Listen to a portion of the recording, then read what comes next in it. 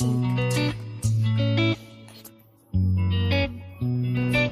el video de hoy, mis compañeros Jemima Acuña, Marcos Anachuri, Juan Quintana, Luis Urueta y mi persona Shaya Daza estaremos contándoles sobre lo que son los trastornos de ansiedad. La ansiedad va a ser una emoción útil que nos va a ayudar a anticiparnos cuando hay peligros y sobrevivir.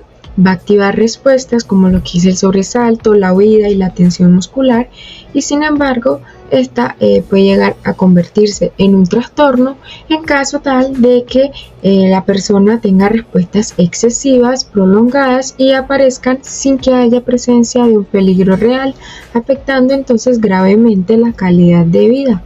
Y cuando esto ocurre, entonces nosotros vamos a tener que el sistema psicológico de la defensa, el yo, va a fallar, va a empezar a colapsar. Entonces esto va a provocar los síndromes de ansiedad, en los cuales la persona no logra controlar esa ansiedad y pues va a reaccionar de forma inmadura, dependiente, y va a quedar atrapada en un patrón de sufrimiento emocional y físico. Entre los diferentes trastornos de ansiedad vamos a tener diferentes clasificaciones, como son el trastorno de pánico, en el cual van a haber crisis repentinas de miedo intenso, síntomas como son las palpitaciones o la sensación de muerte. También vamos a tener lo que es la agorafobia, en la cual las personas tienen miedo a estar presente en lugares públicos y les es difícil estar en esos lugares, ya que podría presentar una crisis. También vamos a tener las que son las fobias específicas, en las cuales se va a proporcionar un miedo hacia un objeto en específico, un animal en específico o a las alturas. También vamos a tener lo que es la fobia social, la cual va a ser un miedo intenso a ser juzgado por otras personas en diversas situaciones sociales. Vamos a tener lo que es el trastorno obsesivo compulsivo o TOC, en el cual se van a presentar obsesiones y compulsiones que van a servir para aliviar esa ansiedad causada por esas obsesiones. Vamos a tener lo que es el estrés postraumático, que es una ansiedad que se da tras vivir un evento traumático. Vamos a tener el estrés agudo, que va a ser similar al estrés postraumático, pero va a ser de un inicio y duración mucho más breve. Vamos a tener también lo que es el trastorno de ansiedad generalizada, el cual va a haber una preocupación constante y va a ser difícil de controlar. Vamos a tener unas ansiedades que son por las enfermedades médicas o por el uso de sustancias, y también vamos a tener lo que es la ansiedad no específica, la cual no va a encontrarse bajo ninguno de los criterios anteriormente mencionados. Además, esta va a presentar diferentes síntomas que en general podemos mostrarlos, como son las palpitaciones, las sudoraciones, los temblores, el mareo, la sensación de ahogo, el miedo a perder el control o a morirse, las parestesias y también las sensaciones de irrealidad. En cuanto a la epidemiología de los trastornos de ansiedad, vamos a tener que para 2019 la OMS la clasificaba como uno de los trastornos mentales más comunes, siendo presente en alrededor de 301 millones de personas. Además, estos tienden a ser más frecuentes en las mujeres, en los cuales hay una mayor prevalencia de 17.5% en comparación a los hombres, que tienen una prevalencia de 9.5%. Además, en Colombia se han realizado estudios entre 2015 y 2020 en los que se registraron más de 5 millones de casos de trastornos de ansiedad, los cuales se fueron presentando, los que están presentando por lo menos lo que es la mitad de la carga de las enfermedades mentales que hay en el país. Por otro lado, tenemos que entre la edad de aparición y las comorbilidades, estas suelen comenzar más que todo en la infancia, como por ejemplo lo que son las fobias específicas, y en la adolescencia se van sumando otros tipos, como lo es la agorafobia. Conforme se va aumentando la edad o se llega a la mediana edad o a la vejez, entonces van a tender a disminuir este tipo de trastornos. Además, estos tienden a ser más frecuentes en personas personas que tienen a su vez otras enfermedades como son las enfermedades crónicas, personas con problemas cardiovasculares, personas con problemas digestivos, respiratorios o personas que sufren de dolores crónicos. A su vez, este tipo de trastornos de ansiedad se puede relacionar o se asocia con lo que es la depresión y otros trastornos del ánimo. Bueno, entonces les voy a hablar sobre lo que es la fisiopatología del trastorno de la ansiedad y tenemos aquí lo que es el aprendizaje del miedo, el cual es un proceso adaptativo en el cual el cerebro va a asociar a un estímulo neutral con un estímulo aversivo. Esto va a provocar una respuesta emocional en lo que antes no producía miedo. A esto se le conoce como lo que es acondicionamiento al miedo. Por ejemplo, si una persona sufre un trauma, escucha un sonido específico, su cerebro puede aprender a reaccionar con miedo cada vez que vuelva a oír ese sonido, aunque este ya no represente un peligro. Tenemos que las principales estructuras cerebrales implicadas aquí tenemos a la amígdala, a la corteza del cíngulo, a la corteza insular y también a lo que es el hipocampo, las cuales se van a activar mediante estímulos que representan una amenaza, ya esta sea de tipo real o también percibida. Sin embargo, cuando este estímulo ya no representa un peligro, el cerebro puede aprender a modular o suprimir esa respuesta emocional. A esto se le conoce como lo que es la extinción del miedo, en donde esto va a consistir principalmente en no eliminar de la memoria a ese estímulo, sino que va a reaprender a que ese estímulo ya no es amenazante. Este proceso de extinción depende de la acción de la inhibición a nivel de la corteza prefrontal medial y también a nivel del hipocampo, que van a actuar sobre la amígdala, que así lo que van a hacer es que van a reducir la respuesta del miedo. En el caso de las personas que tienen trastornos como el estrés postraumático, lo que va a generar es que va a haber una disminución de la actividad inhibitoria a nivel de la amígdala por medio de la corteza prefrontal medial, haciendo de que no se dé esa respuesta inhibitoria del miedo.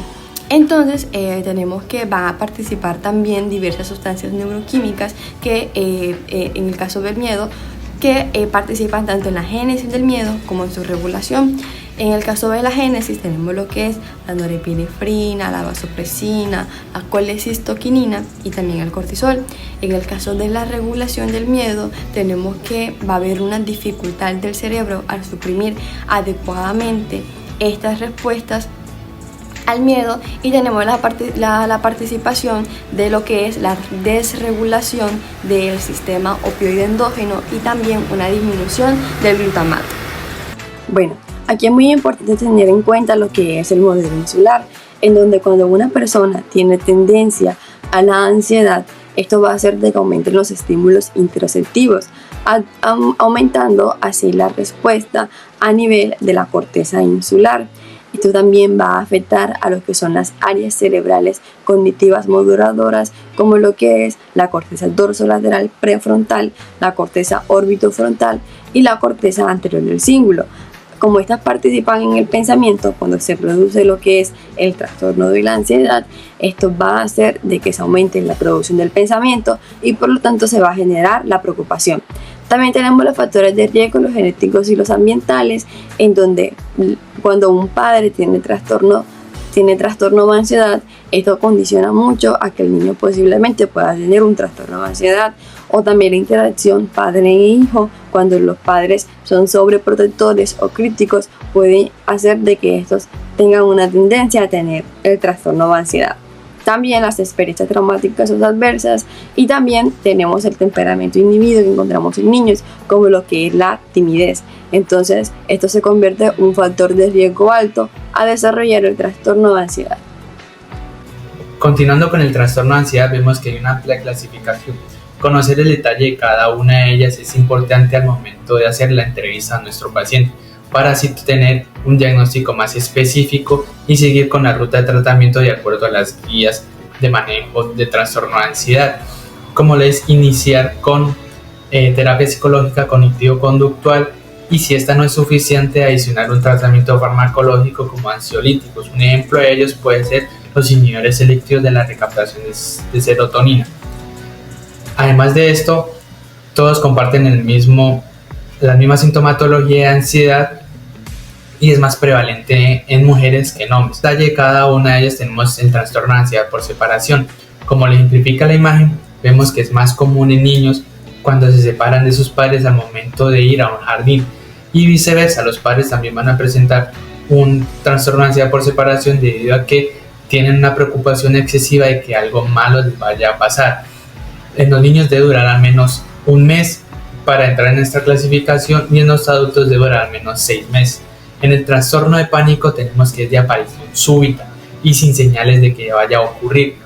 Además de esto, debe presentar al menos 3 de las siguientes situaciones: palpitaciones, sudoración, disnea, dolor u opresión torácica, sensación de mareo y escalofríos. Estos 3 últimos son los más relevantes, que son la desrealización, la despersonalización, el miedo de volverse loco en la siguiente situación de trastorno de pánico y el miedo a morir. También tenemos el trastorno de pánico nocturno, que se presenta cuando interrumpe el sueño y despierta con toda esta sintomatología, y es más frecuente en edades de 20 a 30 años. En el mutismo selectivo, la fobia social y la agorafobia comparten en que son en entornos sociales, pero son muy diferentes. El mutismo selectivo se puede ejemplificar fácilmente con el personaje de Big Bang Theory, que puede hablar normalmente con sus amigos hombres, pero si entra una mujer a la conversación, opta por el mutismo selectivo debido a que evita quedar en ridículo frente a la mujer. Interfiere mucho con el área laboral, social y académica. Debe durar al menos un mes y no está relacionado con trastornos del lenguaje. En la fobia social, esta persona frente a en entornos sociales como restaurantes o grupos sociales de la universidad se siente examinado y le genera un trastorno de ansiedad debido a que puede ser calificado negativamente por su forma de hablar, expresarse, de caminar o formarse naturalmente. Y el miedo es desproporcional a la situación real debido a que tiene toda la sintomatología frente a un riesgo inminente, pero realmente estas situaciones sociales no lo son, y entra en una evitación de todas estas situaciones sociales. Es común en jóvenes y la duración mínima de esta clasificación es de 6 meses. En la agorafobia se diferencia de la anterior debido a que esta debe presentarse en al menos 2 de las siguientes situaciones: utilizar el transporte público, estar en un espacio muy abierto, hacer fila en un supermercado, estar en una biblioteca o salir solo del hogar. Y esto debido a que la persona siente que en estas situaciones no puede escapar o no puede recibir ayuda frente a un trastorno de ansiedad. En la fobia específica, el común es las arañas, la oscuridad y los payasos. Y la persona tiene una resistencia o una evitación activa ante la fobia, inclusive si solamente se le presenta una imagen. Los síntomas son desproporcionados a la realidad debido a que con una imagen pues siente toda una sintomatología de ansiedad, pero esta no representa un riesgo inminente para la vida. Generalmente se desarrollan tras una situación que desencadenó el miedo intenso. En las últimas 2 de trastornos por estrés tenemos el postraumático y el estrés agudo. Estos comparten en que son situaciones en que sí atentaron o que pudieron haber atentado contra la vida de la persona, o que vieron como otra persona perdió la vida o sufrió mucho en un momento en específico, como son las guerras o las catástrofes naturales. Estos generan ciertos detalles de la situación que me pueden generar reexperimentación con solamente tener un sonido o un olor. En el estrés postraumático debe durar al menos un mes. Si dura menos de un mes, entra en un trastorno por estrés agudo, el cual debe durar al menos entre 2 días y menos de un mes, además de sentirse aturdido debido a la reexperimentación. El trastorno de ansiedad generalizado es una condición médica que se caracteriza por la presencia de ansiedad y de preocupaciones excesivas en un periodo mayor o igual a 6 meses. En el paciente se va a caracterizar por lo que se conoce por expectación aprensiva. Esto son múltiples preocupaciones correspondientes a su vida cotidiana. Como se puede observar en la imagen, el paciente puede tener preocupaciones con el ámbito de la salud, el ámbito económico o de pronto su vida social. Dentro de los criterios diagnósticos es de vital importancia entender que esta es una condición que se puede presentar tanto en adultos como en niños. Para ser sugestivo de que se está presentando este trastorno de ansiedad generalizado, los adultos deben reunir al menos 3 síntomas, como puede ser irritabilidad, fatiga precoz, trastornos de la concentración y trastornos del sueño, mientras que si uno de estos síntomas se encuentra positivo en los niños, ya es sugestivo para indicar que está presentando un trastorno de ansiedad generalizado. Usualmente las personas que cursan con esta condición no tienen la capacidad de concentrarse en sus actividades cotidianas. Aparte, existe una desproporción entre las preocupaciones y una posible consecuencia que pueda producirse a raíz de estas. Las preocupaciones en el adulto usualmente están ligadas con su vida laboral, social o económica, mientras que en los niños usualmente estas preocupaciones están ligadas a su rendimiento escolar. El trastorno de ansiedad debido a una enfermedad médica, como indica su nombre, debe existir una condición patológica de base. En esto el paciente va a referir una ansiedad prominente y generalizada junto a crisis de angustia, obsesiones y compulsiones en algunos casos. La condición médica debe ser identificable ya sea a través de la historia clínica, del examen físico o de hallazgos de exámenes de laboratorio. Cabe destacar que esta es una condición en la que la sintomatología no se presenta exclusivamente por un delirio. La condición médica puede ser de múltiples etiologías, puede ser por causas endocrinas, metabólicas o neurológicas, y para su diagnóstico pues debe existir un deterioro significativo en las diferentes áreas de desarrollo del individuo. Ya en el trastorno de ansiedad inducido por sustancias, esto nos habla de unos efectos fisiológicos que son directos a expensas del uso de alguna sustancia, ya sea alcohol, drogas o medicamentos. Su sintomatología se debe explicar a través de una intoxicación o una abstinencia, y el manejo de cada paciente va a variar. Se puede explicar a través de un delirium. Si es así, pues ya la sintomatología cambia su diagnóstico y empieza un abordaje y manejo diferente. El paciente por eso debe tener una evidencia de uso de sustancia y un historial que lo respalde. Mientras, cabe destacar que si la sintomatología de ansiedad es muy grave, pues ya se deben tratar los síntomas independientes. En el trastorno de ansiedad no especificado, el paciente va a tener unas alteraciones graves en su desarrollo y vida cotidiana. Esto va a tener que ser tratado. Sin embargo, dentro de las características o síntomas de esta condición, el paciente no se logra caracterizar o encasillar en alguna de las condiciones mencionadas anteriormente. Por último, mencionar el trastorno obsesivo compulsivo, que este se caracteriza por una ansiedad significativa y es uno de sus síntomas principales. Aquí el paciente va a tener ideas intrusivas, irracionales e inapropiadas, y lo que busca es disminuir esas obsesiones, esos pensamientos que le generan ansiedad, pues a través de compulsiones, que suelen ser comportamientos repetitivos, acciones repetitivas. Por lo tanto, se debe generar un tratamiento de esa ansiedad. Hablando de las escalas, tenemos la escala de K7, el cual es una escala que se utiliza como tamizaje para evaluar la ansiedad generalizada en pacientes adultos y adolescentes mayores de 13 años, el cual se le pregunta al paciente: ¿usted ha estado ansioso? ¿Usted ha sentido dificultad para relajarse en las últimas 2 semanas? Y entre otros síntomas. Entonces, si tenemos un resultado en la puntuación total que nos da de 0 a 4, decimos que es una ansiedad mínima. Si nos da de 5 a 9, entonces podríamos hablar que es una ansiedad leve. Si nos da de 10 a 14, decimos que es una ansiedad moderada. Y si nos da de 15 a 21, decimos que es una ansiedad severa. Aquí podemos observar la escala y que se le realiza a los pacientes. La escala de Hamilton es una de las escalas más antiguas utilizadas para evaluar la severidad de los síntomas de la ansiedad global. Esta consta de 14 ítems. 6 ítems relacionados con la ansiedad psíquica, que es este paciente que tiene temores, que tiene miedo, entre otros síntomas, y 8 ítems relacionados con la ansiedad somática, que es este paciente que tiene palpitaciones, que tiene cefalea, que tiene insomnio, entre otros síntomas.